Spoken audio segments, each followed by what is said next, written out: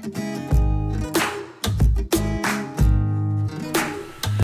everyone, welcome back to my channel Investor Happy. Halo semua, video kali ini kita akan bahas ya salah satu emiten yang saat ini harga sedang sideways, terus ada perbaikan kinerja ya, dari sebelumnya rugi menjadi positif ya kalau kita bandingkan secara year on year-nya, dan mungkin ini bisa menjadi rekomendasi saham hari ini untuk kita semua ya.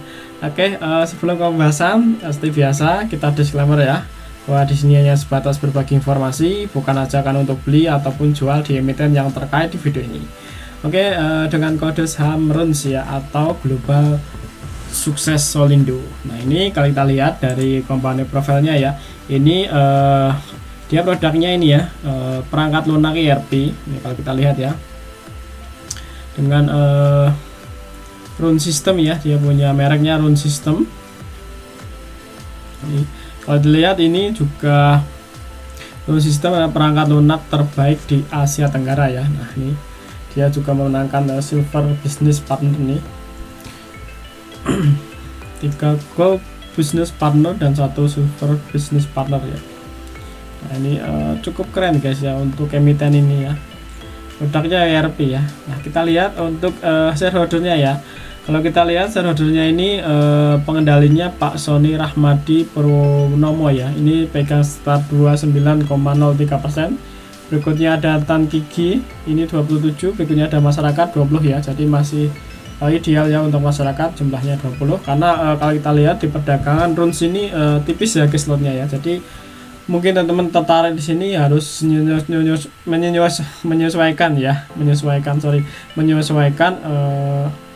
jumlah lot di pasar reguler ya, jangan sampai beli banyak nanti bingung ya ngeluarinnya. Jadi harus lihat juga bid overnya ya.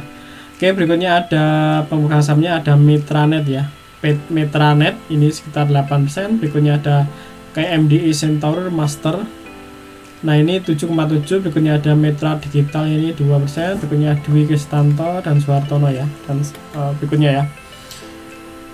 Nah, kalau lihat ini EPO-nya masih ya baru 8 September, jadi EPO-nya 8 September, jadi hari ini ya pas tahunnya. EPO-nya di 254, harga saat ini di 175, jadi ini udah di bawah HIPO ya, udah bawah HIPO. Nah, kita lihat untuk holding composition, ini untuk masyarakatnya sekitar 18 ya, untuk individunya. Untuk foreignnya individu 0,03% ya guys, ini kecil ya. Nah, ini perusahaannya alamatnya di Jogja, ini Jalan Pakuningrat, Yogyakarta ya. Oke, sekelas dari shareholdernya masih aman ya, karena masih 20% ya guys ya, jadi di bawah 40 masih menarik lah ya. Oke, kita lihat untuk LK nya. Nah, kita lihat untuk LK. Nah, ini per kuartal 2 ya, karena 30 Juni. Kalau kita lihat untuk asetnya ini ada naik ya, dari 69 naik ke 84 ya, dari 69 miliar naik ke 84 miliar ya. Jadi ya naik sekitar 14 ya, sekitar 15 miliar ya guys untuk kenaikan dari asetnya ya. Nah, lihat untuk liabilitasnya, emiten ini punya liabilitas 12 dengan asetnya 84 ya, sekitar 20%-an ya, masih 20%-an atau 15%-an lah ya, masih oke ya. Dengan segitu untuk ekuitasnya masih sekitar 72 kalau kita bandingkan tahun sebelumnya dengan kuartal yang sama. Ini naik ya, dari 67 naik ke 72, jadi sekitar 5 miliar ya kenaikan dari ekuitasnya ini. Kita lihat untuk pendapatan. Kalau kita lihat ini pendapatan sebenarnya naik signifikan ya, dari sebelumnya 821 juta naik ke 8 miliar, jadi naik hampir 10 kali lipatnya ya guys ya, naik 10 kali lipatnya untuk pendapatannya. Nah, untuk labanya ya, laba bersihnya sekitar 167. Kalau kita bandingkan sebelumnya tuh dia minus sekitar 4,3 miliar, jadi ini udah banyak banget ya, hampir berapa persen ya, 15%, 500% ya guys ya. Kalau kita lihat IPS nya juga sama ya, dari 0,2 naik ke dari min 11 ya, min 11 naik ke 0,2 ya. tinggi banget guys untuk ini ya, untuk labanya ya. Jadi kalau kita bandingkan secara year to year ini naiknya signifikan ya, karena sebelumnya rugi ya, rugi min 4,3 miliar udah positif ke 1,7. Nah ini kalau kita lihat dari pendapatan usaha ini sangat signifikan ya, 10 kali lipatnya nih ya. Oke, kita lihat untuk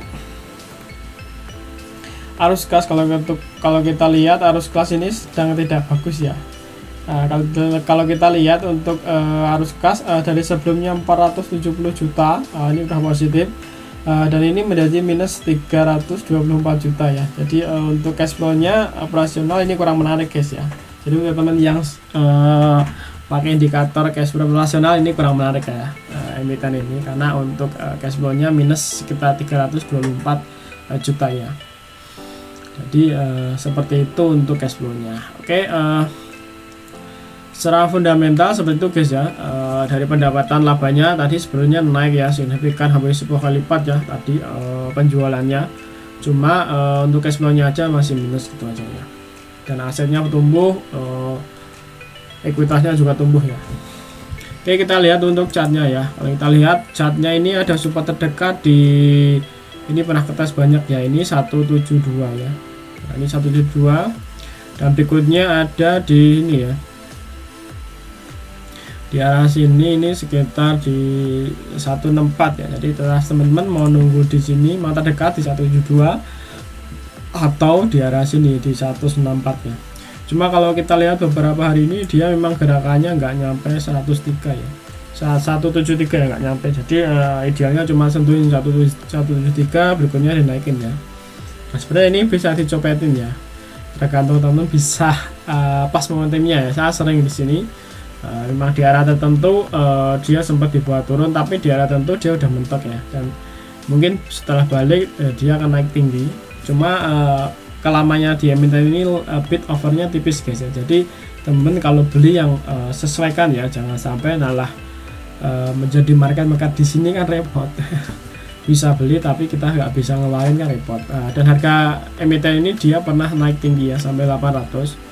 Nah 800 ya, kemungkinan ya banyak yang sangkut, kemungkinan ini masih sideways, tapi ini udah 1 tahun ya, harusnya udah banyak mungkin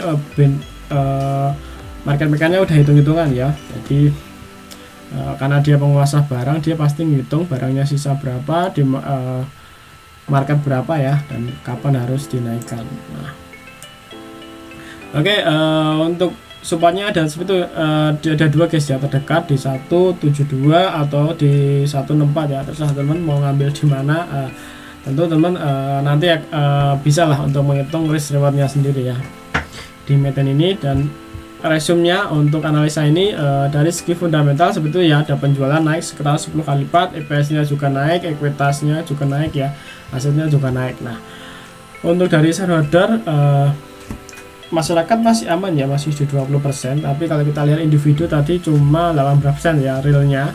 Cuma ya nggak tahu apakah lainnya itu monomen atau enggak. Nah, tapi kalau kita cocokkan dengan di pasar reguler itu lotnya tipis banget ya, bahkan sering bolong-bolong. Nah, oke ya, dari situ ya untuk shareholdernya aman. Untuk laporan keuangan cuma yang kurangnya tadi ini ya, cash flow operasionalnya yang kurang menarik ya, karena minus.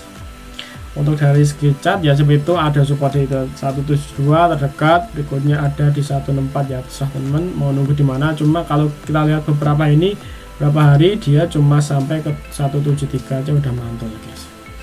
Oke, sekilas ya untuk analisa emiten ini. Jangan lupa analisa kembali ya. Jika cocok ya silahkan dimasukin listnya, jika tidak cocok ya abaikan saja.